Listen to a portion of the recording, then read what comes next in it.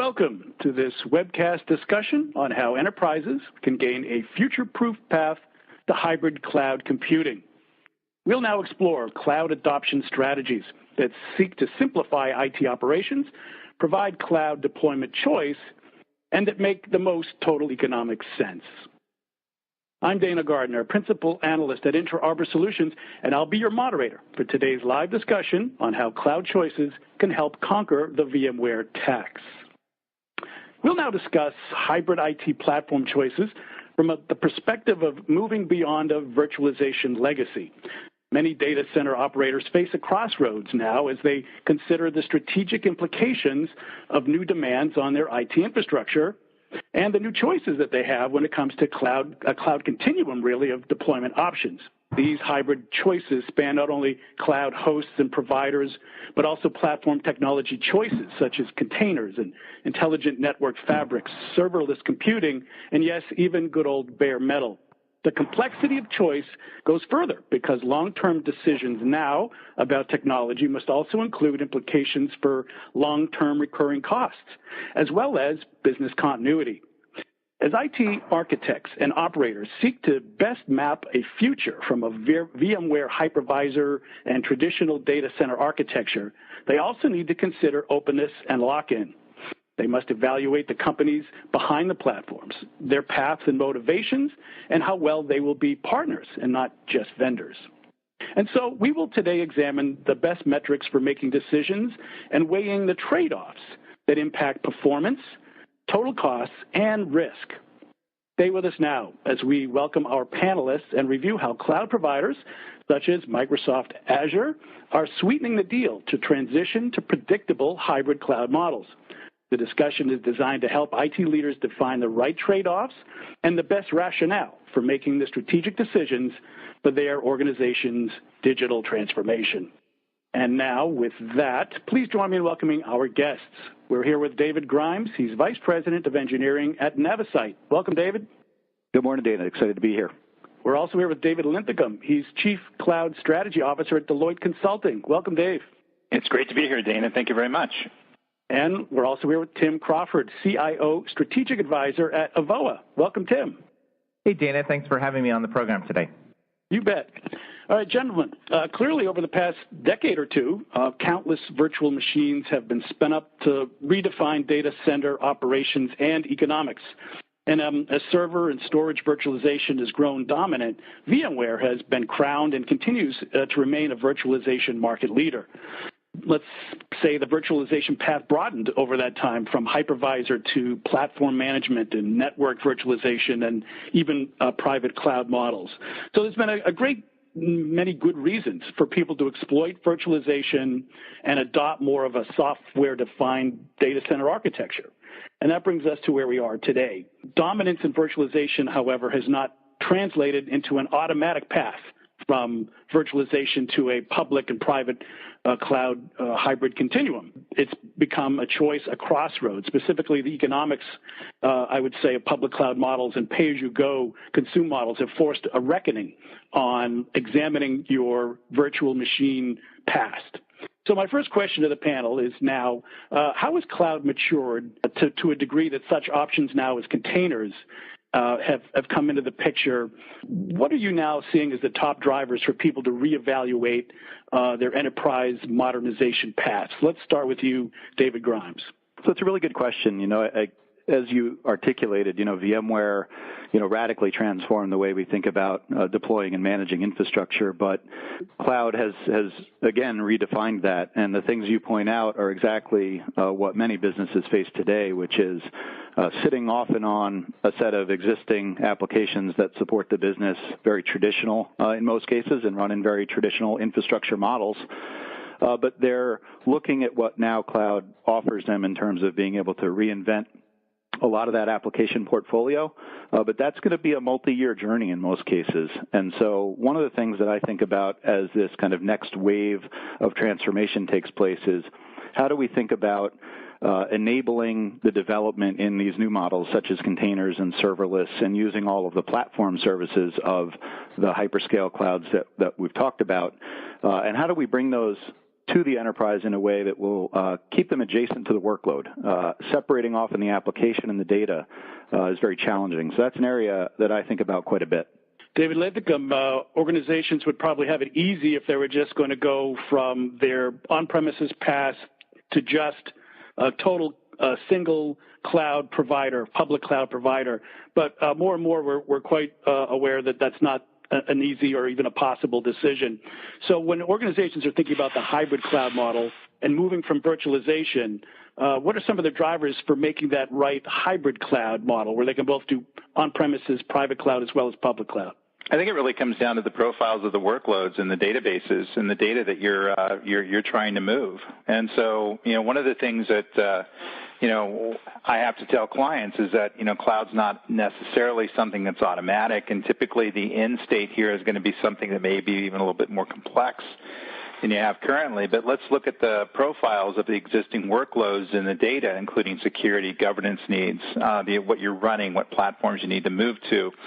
And that really kind of dictates to what resources we want to put them on. As an architect, when I look at the resources out there, I see traditional systems, I see private clouds, virtualization such as VMware, and then the public cloud providers. And many times the choice is going to be all four. And having pragmatic hybrid clouds, which are paired with traditional systems, the classic hybrid clouds, which are private and public clouds, but also multiple clouds at the same time. And so this really becomes an analysis in terms of how you're going to look at the existing as-is state. And the to-be state is really just a functional matter of what the to-be state should be, based on the business requirements that you see. So it's a little easier than I think most people think, but I think the outcome is typically going to be more expensive and more complex than you originally anticipated. Tim Crawford, do people underappreciate the complexity of moving from a highly virtualized on-premises traditional data center to hybrid cloud? Yeah, absolutely. I mean, Dave's right. There are a lot of assumptions that we take as IT professionals and we bring it to cloud and then find that those assumptions kind of fall flat on their face. Many of the myths and misnomers of cloud start to really kind of rear their ugly head. And that's not to say that cloud is bad. Cloud is great, but we have to be able to use it in a meaningful way. And that's a very different way than how we've operated our corporate data center for the last 20, 30, 40 years. I've said before in different conversations that it's almost better if we forget what we've learned over the last 20 plus years and start anew, just so we don't bring forward some of those assumptions. And I want to touch on something else that I think is really important here, which has nothing to do with technology, but has to do with organization and culture and some of the other drivers that go into why enterprises are leveraging cloud today. And that is that the world is changing around us. Our customers are changing. The speed in which we have to respond to demand and need is changing. And our traditional corporate data center stacks just aren't designed to be able to make those kinds of shifts. And so that's where cloud, and it's not all cloud or all corporate data center, we're really going to be spread across these different modes like peanut butter in a way. But having the flexibility to leverage, as Dave said, leverage the right solution for the application is really, really important. And cloud presents a need, or rather presents a mode that our needs have not been able to be fulfilled in the past. David Grimes, when it comes to sort of taking this on a workload by workload basis, as David Linthicum suggested, it was sort of the drive into cloud from the developer side that brought this to the fore. New apps, creating new applications and workloads in a cloud environment of, for, and by the cloud. But when we go to enterprises that have a large virtualization legacy and are paying some high costs as a result, how frequently are we now seeing people actually move existing, structured, written, architected workloads up into a cloud, private or public? Is that really gaining traction now? It absolutely is. I mean, that's really been a core part of our business for a while now. Certainly the ability to lift and shift out of the enterprise data center, as David Linthicum said, the workload is the critical factor. You always need to understand the workload to know which platform to put it on. That's a given. So with a lot of that existing, I call it legacy application stack and running in very traditional infrastructure models, very often those get lifted and shifted into a like model, but just in a hosting provider's data center because, many CIOs have the mandate to close down enterprise data centers, move to the cloud, but that does, of course, mean a lot of different things. You mentioned, the push by developers to get into the cloud, and really that's what I was alluding to in my earlier comments is, reinventing the enterprise application portfolio is often led by the development that takes place within the organization.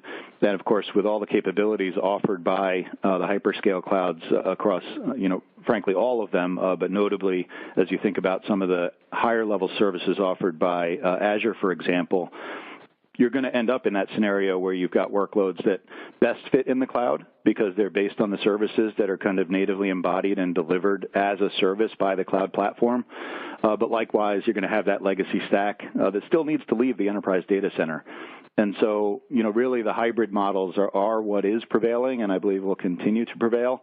And that's also reflected as you think about Microsoft's move with Azure Stack, making much of the Azure platform available to hosting providers to deliver kind of private Azure in a way that can engage and interact with the hyperscale Azure cloud so that you can position the right workloads in the right environment.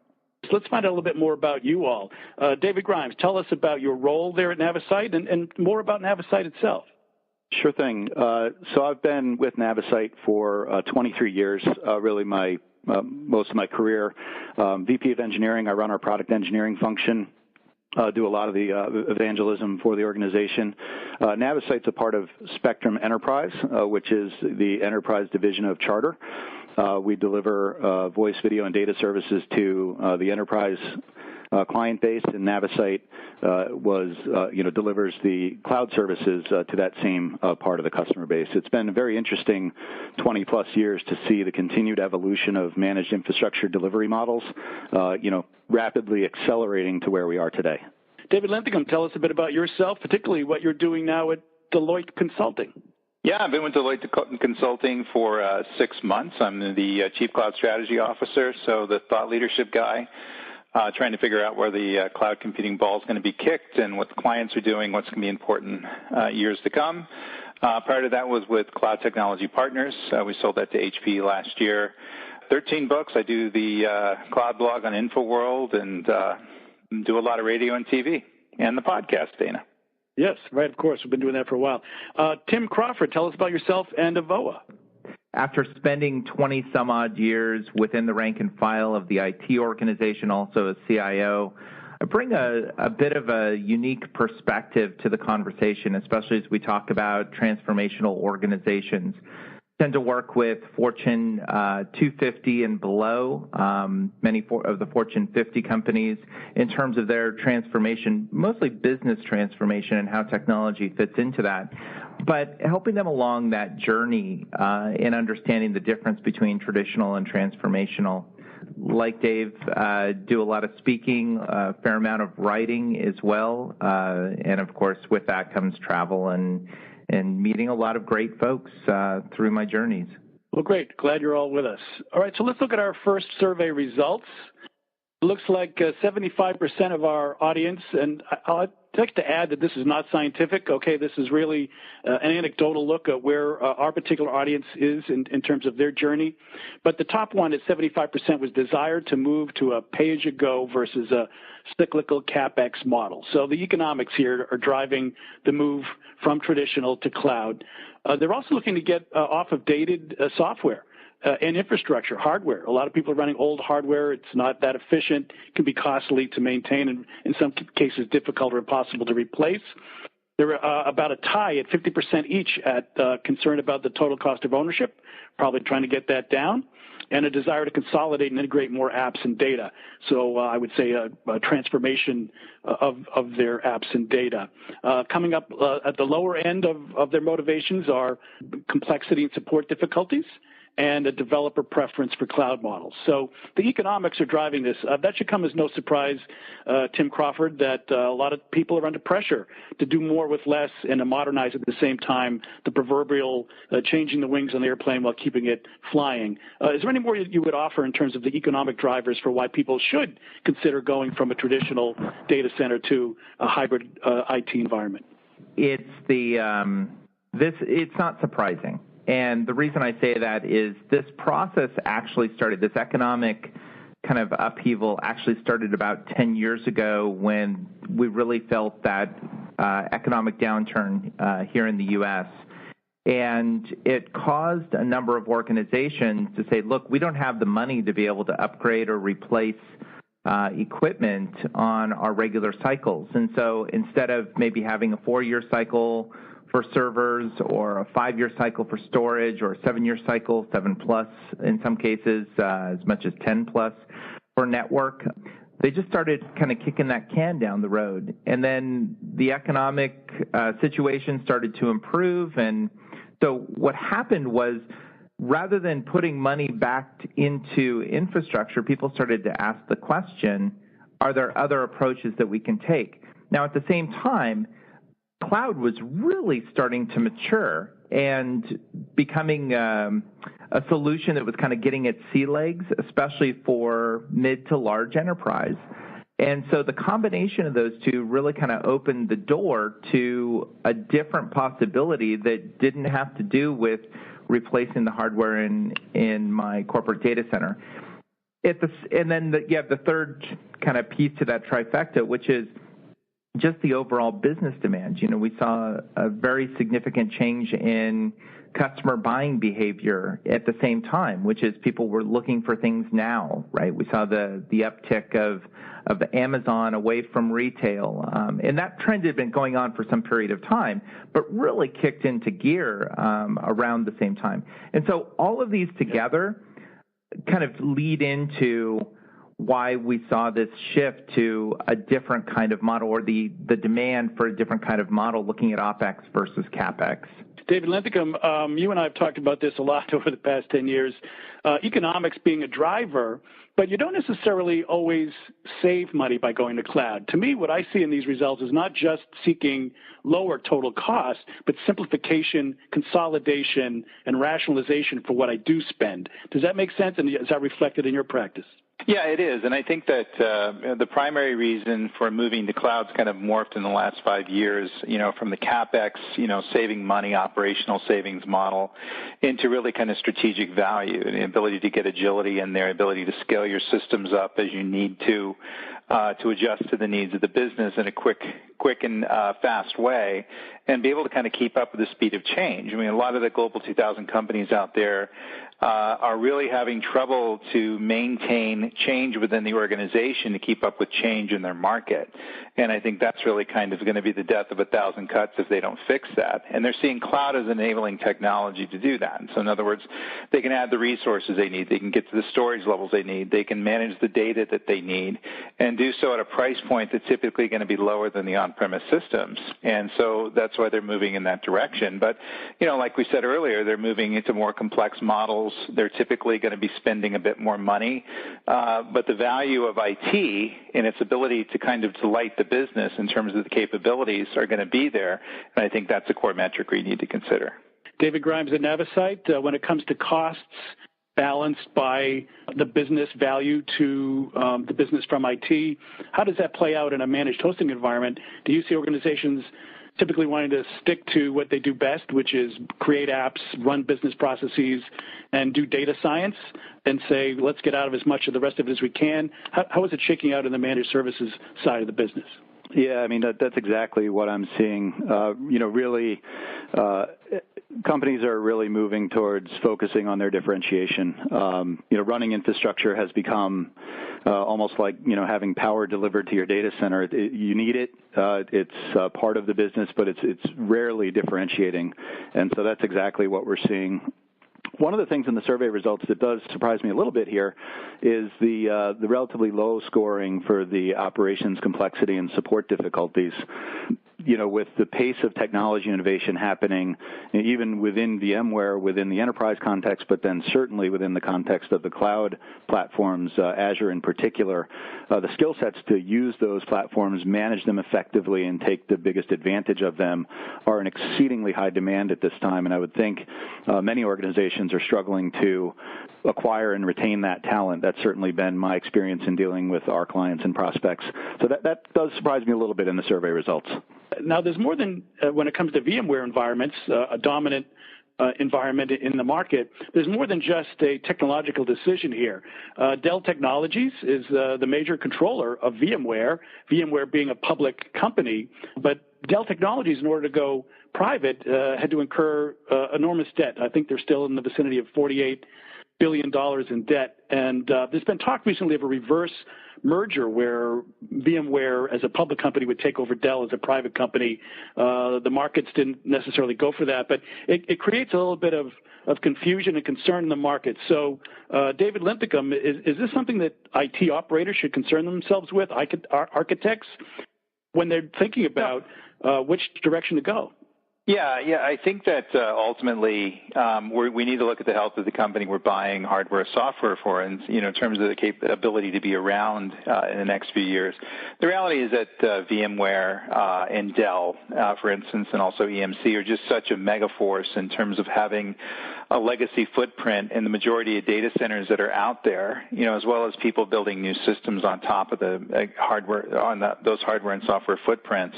I really don't see any need to be concerned about the viability of that technology. And when I look at viability of companies, I really kind of look at the viability of the technology. It could be bought and sold, and the IP could be traded off to other companies, but I don't think the technology is going to go away. It's just too much of a cash cow. And the reality is whoever owns VMware is going to be able to make a lot of money for a long period of time. Tim Crawford, should organizations be concerned, though, that they want to be able to have some independence as VMware customers and not get locked into a hardware vendor or a storage vendor at the same time? Is there concern about VMware becoming too tightly controlled by Dell at some point? Well, Dave's correct. You have to always think about who it is that you're partnering with. These days, when you make a purchase as an IT organization, you're really buying into a partnership. So you're buying into the vision and direction that given company goes.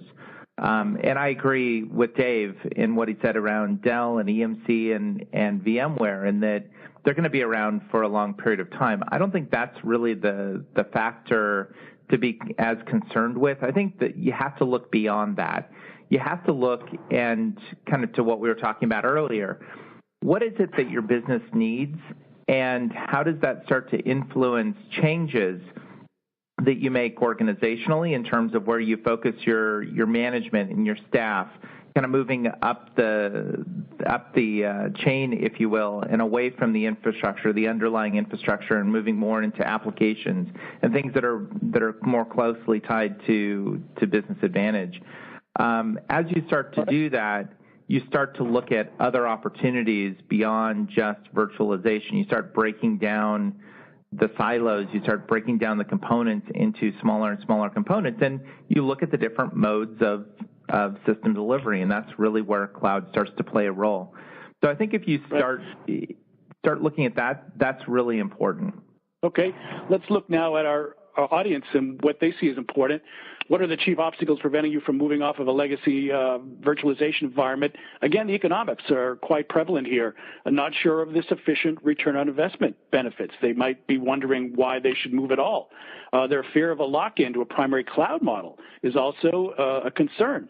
So the economics and lock-in risk high, not just from being stuck on a virtualization legacy, but also concerned about moving forward. Maybe they're like the deer in the headlights. Third, a close tie, compliance, security, and regulatory restrictions are of concern, moving to the cloud, and complexity, uncertainty that the migration process will be successful. They're concerned about that lift and shift process. lack of support for moving from a C-suite or the business leadership. So not necessarily getting buy-in from the top is, if it's working, don't fix it, I suppose, or don't break it. And then the last one, very low, it's too soon to know which cloud choices are the best. So it's not that they don't understand what's going on with cloud. They're concerned about risk. And so complexity of staying is a concern, but complexity of moving is a concern. David Grimes, anything in these results that jump out to you? Yeah, a couple things. Not being sure of the ROI benefits, that's been a common thread for quite some time in terms of looking at these types of migrations. But in our experience, what I've seen is clients that have chosen to move to a VMware cloud hosted by Navisite ultimately end up unlocking the business agility that cloud promises, even if they weren't 100% sure going into it that they would be able to. But time and time again, moving away from the enterprise data center, repurposing the spend on IT resources to become more valuable to the business as opposed to the traditional keeping the lights on function has played out on a fairly regular basis. The other one that jumps out at me here is I actually think is a somewhat real problem and would agree with the audience and the response here, which is the fear of lock-in. And it's not lock-in from a basic infrastructure model perspective. It's lock-in if you choose to take advantage of, and this is, of course, one of the primary drivers of getting to take advantage of the cloud when you use the higher level services, data lake or, analytics or all the different things that are now as a service. If you buy into them, you certainly increase your ability to deliver. Your own pace of innovation can go through the roof, but you're often then somewhat locked in. You're buying into a particular service model, set of APIs, et cetera. It's a form of lock-in. It is avoidable if you want to build in layers of abstraction, but it's not necessarily the end of the world either. As with everything, there's trade-offs. You're getting a lot of business value in your own ability to innovate and deliver quickly, but yes, at the cost of some lock-in to a particular platform. Dave Linthicum, what I'm seeing here is people really saying why hybrid is important to them, that they want to hedge their bets. All or nothing is too risky. Does that make sense to you, that what this data here is telling us is that hybrid is the best model because you can spread that risk around? Yeah, I think it does say that. I mean, I kind of live this on a daily basis in terms of ROI benefits and concern about not having enough in there, and also the lock-in model. And the reality is that when you get to kind of an as-is architecture state, it's going to be a variety, as we mentioned earlier, of resources that you're going to leverage. And so this is not all about taking traditional systems or that application workloads are on traditional systems and moving them into the cloud and shutting down the traditional systems. That won't work. This is about a balance or modernization of technology. And if you look at that, all bets are on the table, including traditional, including private cloud and public cloud, and hybrid-based computing typically is going to be the best path to success in looking at that. But like I said, the solution is really going to be dependent on the requirements of the business and what we're looking at. So going forward, these kinds of decisions are kind of falling into a pattern, and I think that we're seeing that this is not necessarily going to be a pure cloud play. This is not necessarily going to be pure traditional play or pure private cloud play. This is going to be a complex architecture that deals with a private and public cloud paired with traditional systems around. And so people do want to hedge their bets, but more importantly, they want to make the right decisions into ensuring they leverage the right resources for the appropriate tasks at hand. And I think that's going to be the winning endpoint here. It's not necessarily moving to the platforms that we think are cool or that we think can make us money. It's about localization of the workloads on the right platforms, the right fit. It seems to me from the last two results that it's incumbent on legacy providers like VMware with their virtualization to try to get people to stay or at least move forward on their path. But at the same time, because of this inertia, because of this concern, Google Public Cloud, Microsoft Azure and Azure Stack, and Amazon Web Services also need to sweeten the deal, make them an offer they can't refuse in order to perhaps bring them into their fold to a higher degree. What are these other cloud providers doing, David Grimes, when it comes to trying to sweeten the deal? What can the public cloud providers do to assuage some of these concerns? Well, again, I think the public cloud represents, and we could talk about that in a couple different contexts. There's certainly the hyperscale players, and we typically think of Azure, AWS, and Google. But there's also a number of kind of regional public cloud players in the form of the VMware partner ecosystem. And I think when we talk about public versus private, we also need to make a distinction between public hyperscale and a public cloud, but that still could be VMware based. I think one interesting thing that ties back to my earlier comments is when you look at Azure and their Azure Stack strategy, and then kind of if you flip that 180 degrees and look at the VMware on AWS strategy.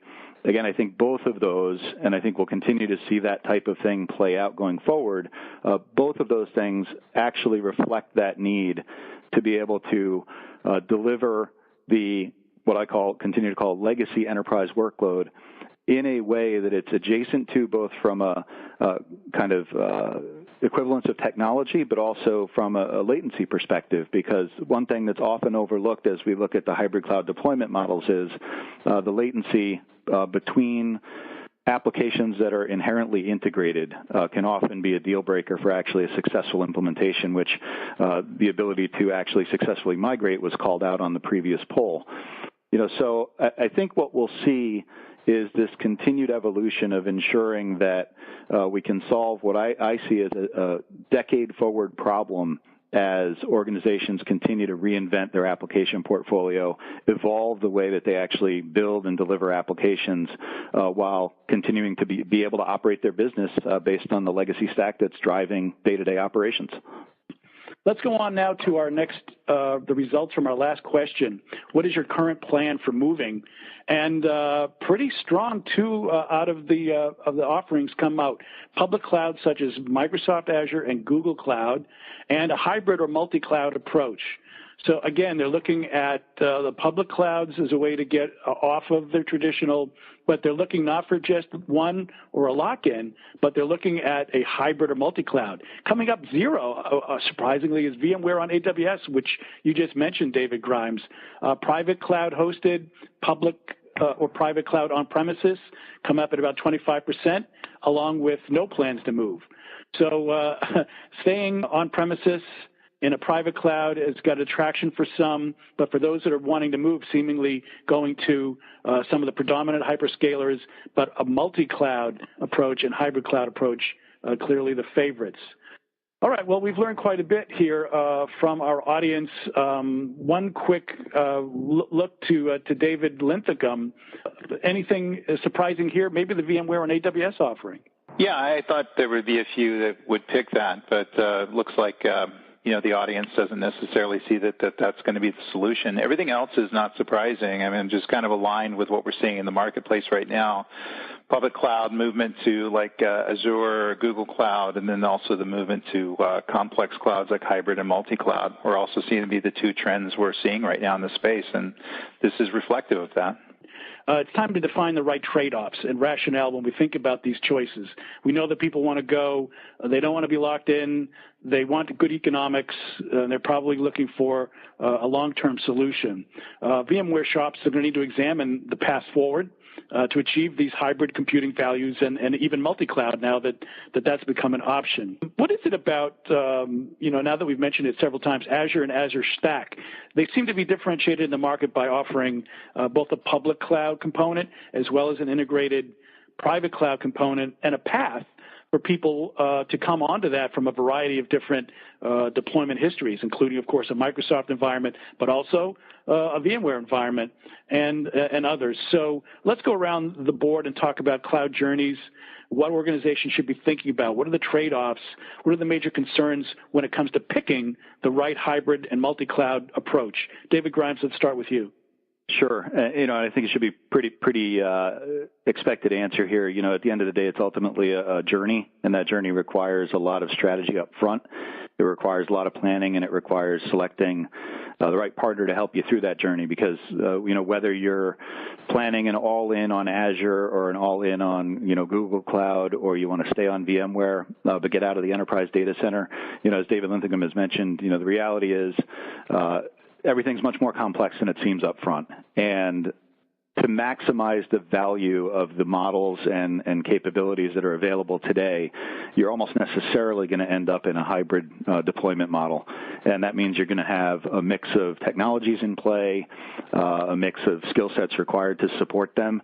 And so I think one of the key things that folks should do is consider carefully how they partner to, regardless of where they are on that journey. If they're on step 1 or step 3, to continue that journey is going to be critical on selecting the right partner to help them. David Linthicum, when you're setting out your trade-offs, when you're looking at risk versus reward, costs versus benefits, when you're wanting to hedge bets, what is it about Microsoft Azure and Azure Stack in particular that helps solve that? It seems to me that they've gone to great pains to anticipate the state of the market right now and to try to differentiate themselves.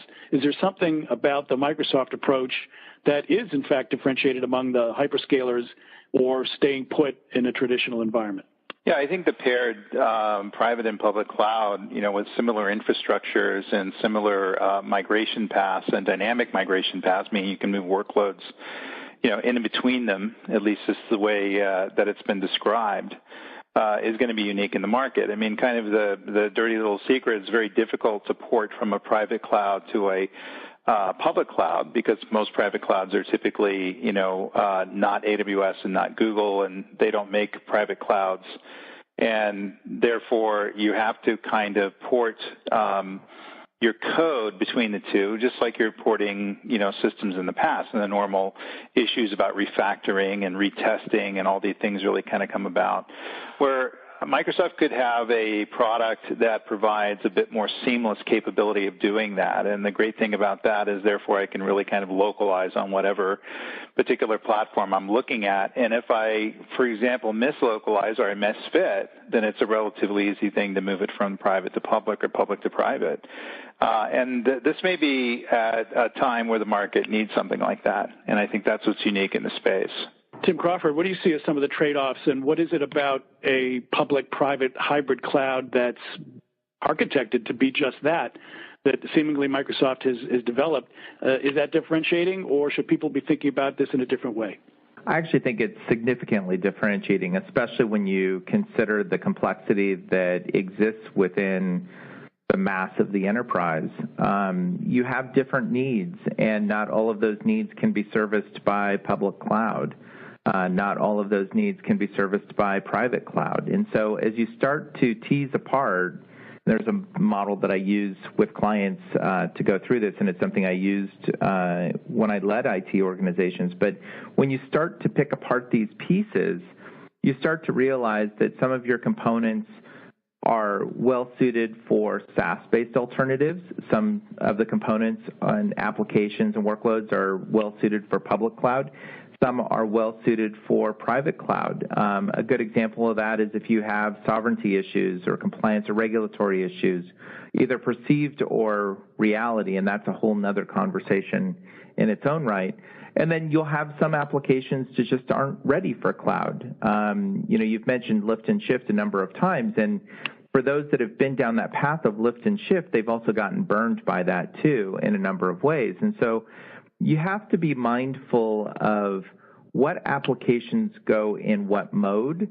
And I think the fact that you have a product like Azure Stack and Azure being very similar, that actually plays pretty well for an enterprise that's thinking about skill sets, thinking about your development cycles, thinking about architectures, and not having to create, as Dave was mentioning, one for private cloud and a completely different one for public cloud. And if you get to a point where you want to move an application or workload, then you're having to completely redo it over again. So I think that Microsoft's combination is pretty unique and will be really interesting for the average enterprise. We're going to move on to an example. We've been talking in the abstract for a while, but we're going to go to how this actually works in the real world in a moment. But one last question before we do that to David Grimes. When it comes from a managed hosting provider perspective, you have a large and established VMware business and hosting and helping people transition and migrate, but you're also looking at the potential market opportunity for an Azure Stack and a hosted Azure Stack and so forth. So what is it from the managed hosting provider that might make Microsoft's approach differentiated? Well, I think it comes down to what both Dave and Tim had mentioned, having a like stack, being able to be deployed in a private capacity, which also, by the way, affords the ability to do bare metal adjacency, which is something we haven't talked a lot about, but something that we see in practice quite often, where there's bare metal workloads that need to be very adjacent, i.e. LAN adjacent to the virtualization-friendly workloads.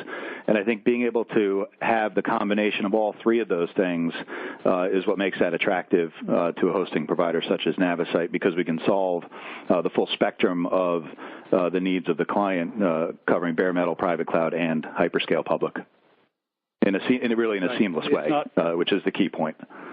It's not often you can be as many things to as many people as that, given the heterogeneity of things over the past and the difficult choices of the present. All right, let's go to that example.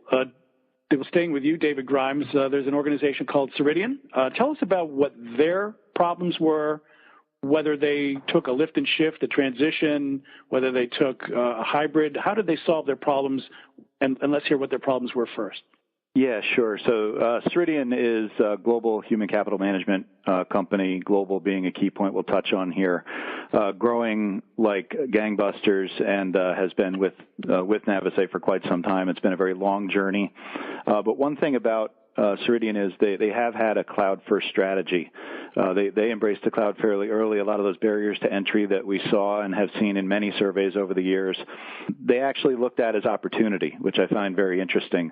So things like security and compliance are critical to them, but they also recognize that a provider that does a very small set of IT services, delivering managed infrastructure with security and compliance, is actually likely to be able to do that at least as effectively, if not more effectively, than in-house and at a competitive and compelling price point as well. So some of their challenges really were around all the reasons that we see, that we've talked about here today and see people as the drivers to adopting cloud. It's about enabling business agility.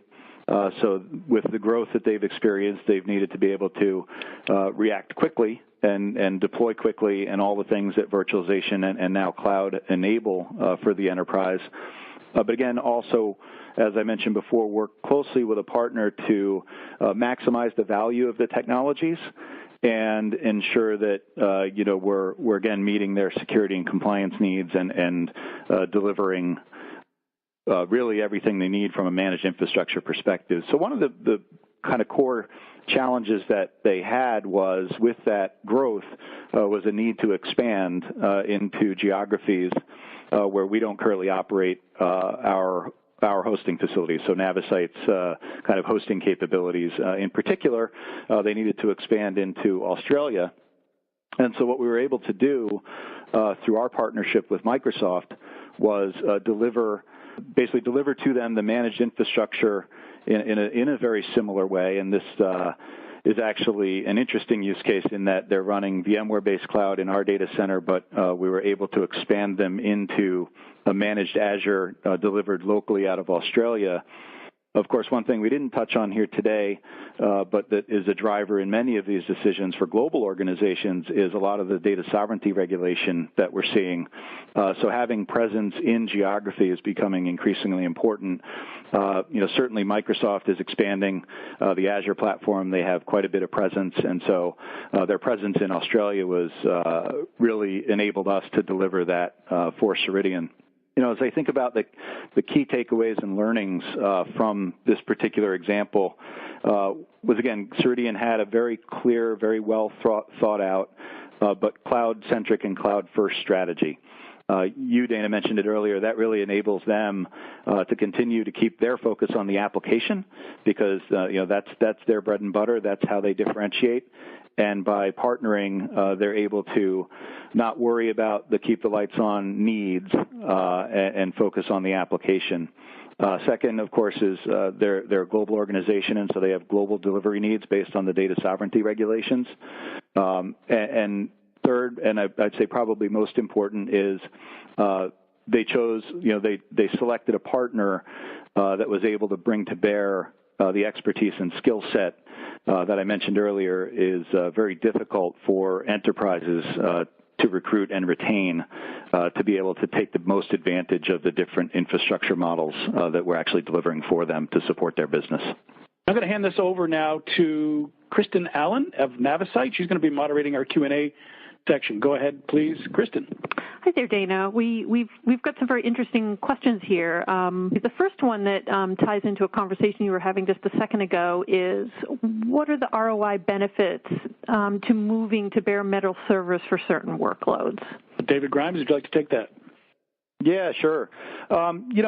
Not all software licensing is yet virtualization friendly, or at least virtualization platform agnostic and friendly. And so there's really two things that play into the selection of bare metal, at least as in my experience. There's kind of a model of bare metal computing, small cartridge-based computers that are very specific to certain workloads. But when we talk in more general terms for a typical enterprise workload, it really revolves around either a software licensing incompatibility with some of the cloud deployment models or a belief that there's a performance requirement that requires bare metal, though in practice I think that's more of optics than reality.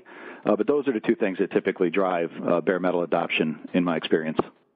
If I could do a follow-up, Dave Linthicum, you're seeing much concern and need for managing a bare metal component in a hybrid environment?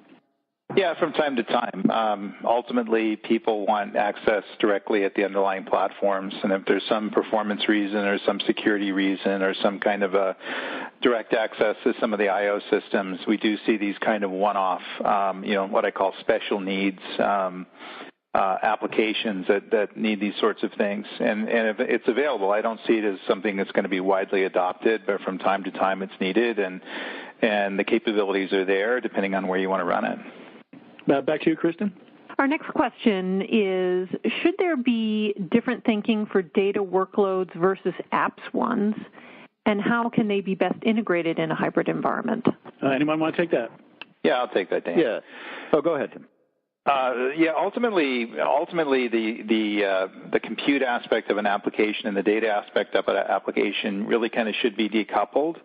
And you can, if you want to, you can assemble them on different platforms. I would typically think that we're going to place them either on all public or all private, but you can certainly do one on private and one on public and one on public and one on private and link them that way. As we're migrating forward, the workloads are even getting more complex. And, there's some application workloads that I've seen that I've developed where the database will be partitioned against the private cloud and the public cloud and do so for DR purposes or performance purposes, things like that. So it's really up to you as the architect as to where you're going to place the data in adjacent to the workload. It's typically a good idea to place them as close to each other as they can so they have the highest bandwidth to communicate with each other. However, it's not necessary depending on what the application is doing.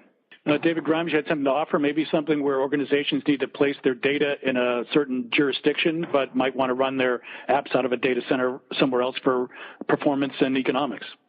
Yeah, I mean, the data sovereignty is something that we touched on, and that's becoming increasingly important, and increasingly that's a driver to deciding where to place the data.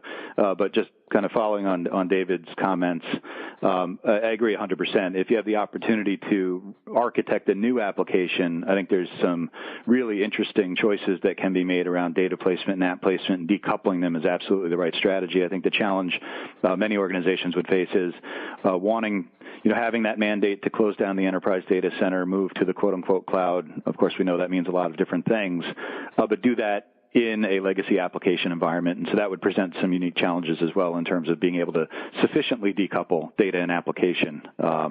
Curious, David, if you've had any successes in kind of meeting that challenge. Yeah, it depends on the application workload and how chatty the applications are and how the information, is communicating between the systems, also security requirements. So it's one of those obnoxious consulting responses. It depends as to whether or not we can make that work or not. But the thing is, the architecture is a legitimate architectural pattern that I've seen before, and we've used it. I think we have time for one more question, Kristen.